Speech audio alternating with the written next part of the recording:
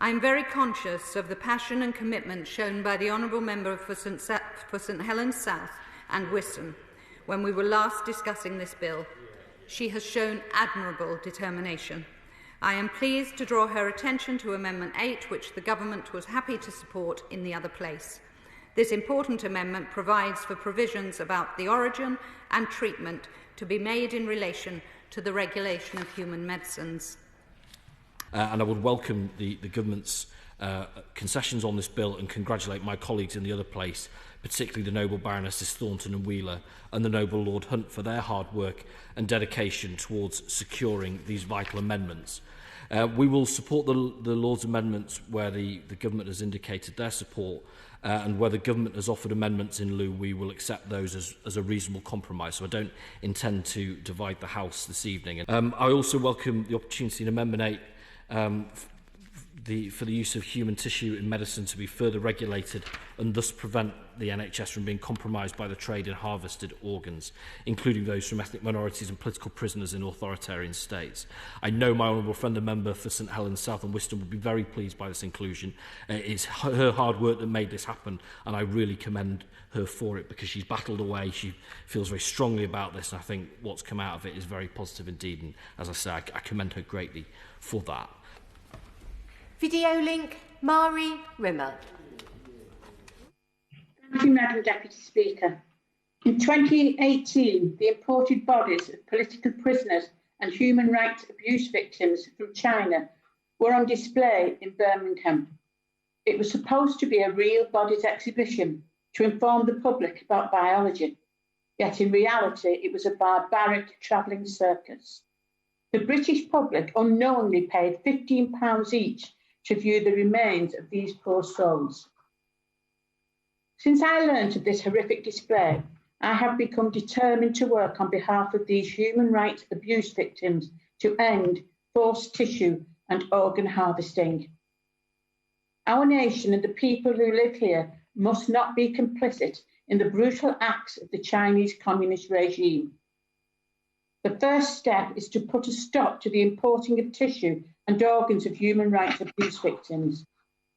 Currently, neither the Human Tissue Regulations nor the Human Tissue Act require appropriate consent for imported human tissues for use in medicines.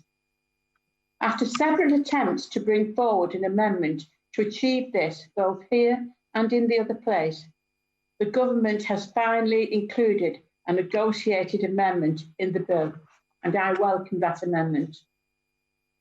This amendment provides the opportunity to prevent complicity in this crime within the UK medicine industry. It gives ministers the powers to do the right thing. It is important to stress that this amendment has not dealt with the issue of organ transplant tourism, nor the issue of plastinated, unclaimed bodies being imported and commercially displayed that we saw in Birmingham. While this amendment is a welcome start, it is only the beginning. There is much more to do. I hope the House will forgive me as I place my thanks on record, as securing this amendment has been a long, drawn-out battle across both chambers.